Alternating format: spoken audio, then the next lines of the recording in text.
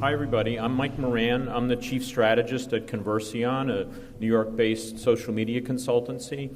I don't usually give this kind of talk. The person who is supposed to do it is sitting in his apartment in New York City in the dark, waiting for the waters to recede. So you're stuck with me instead. But we're all here, and we're all looking for reasons that this stuff will work, right? So look at this fantastic correlation chart, right? The discussion about jobs on Twitter. And there it is. You can see what's happening, the correlation between Gallup polls of sentiment on jobs. And there's just this one little outlier with the circle where it looks like there's a peak where it didn't show up on the Gallup poll. What happened? Oh, there was a new iPhone. Oh, Steve Jobs. All right, well, that's not the kind of jobs we were talking about, was it? But this is the kind of thing that happens all the time. Now, we know that there are lots of good technologies out there. Lots of companies make great technologies that make this stuff work. And we know that on Wall Street, they're doing a terrific job of analyzing this stuff so that you can understand how to pick stocks. You can look at sentiment, you can look at volume, and you can know which stocks to pick. Except we saw a story a little while ago that every time an Anne Hathaway movie came out, Berkshire Hathaway stock seemed to go up. So it's not a pretty picture in so many ways. And so what's going on here is that we're all failing because some of the technology we're using really isn't up to speed, right? Some of it is depending on word spotting, where it's basically looking at words and saying that's positive or negative because it's a positive or negative word. Or it's saying this is your company because we found the word. Well, T-Mobile, this works great. If you're T-Mobile, we'll find it. But suppose you're Sprint. If you're Sprint, there's a lot of different things out there that have the word Sprint in it. They're not you. If you're Verizon Wireless, they might be typing in VZW or Verizon. It's actually a different company. It's the guys who do Fios.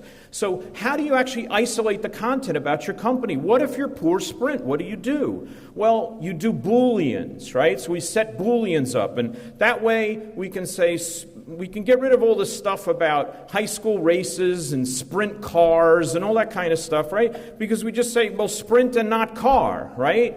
Except if somebody says Sprint drops my call every time in the car, then you don't get that one. So this stuff doesn't work all that well all the time. So what can you do instead? Well, we think you can use machine learning. So instead of spending a long time with someone really, really smart to do Booleans, instead what you might want to do is to train the system yourself. Say, I like these ones, I don't like these ones. In 15 minutes, you'll have a more relevant stream for the word Sprint than you'll ever get doing a Boolean.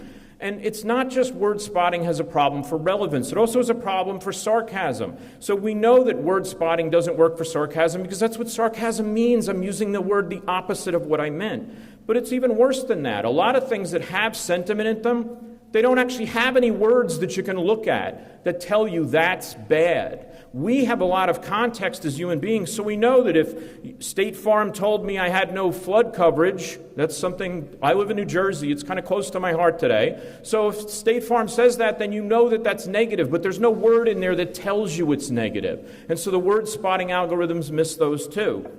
The other problem is that the same kinds of stuff actually mean different things. So a movie that has an unpredictable ending is good, but a restaurant with unpredictable food quality, not so much. And it's the same word. So how are we supposed to do this? So the problem we have is word spotting gives you poor relevance, poor accuracy on sentiment and other things. It's generic. It treats the words the same no matter where it finds them. And as language evolves, it doesn't really keep up.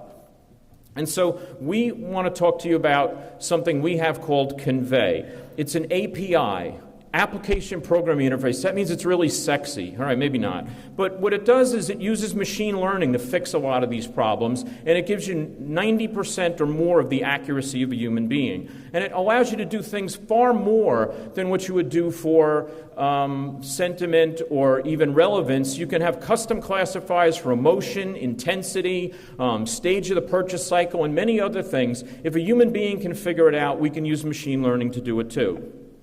This is the slide that tells you how smart we are. So I was a distinguished engineer at IBM, so now I'm an extinguished engineer, and I'm kind of animals, and I work with these guys who know more about text analytics than I'll ever know. And so we also are making an announcement today where we're now also allowing you to do it with industry verticals, and so you can train the system for that. Now, I know I've built up a lot of credibility in the last 5 minutes, but just don't take my word for it. Try it yourself. Come up to me and get a free API key, and we'd be happy to let you test it out. Thanks a lot.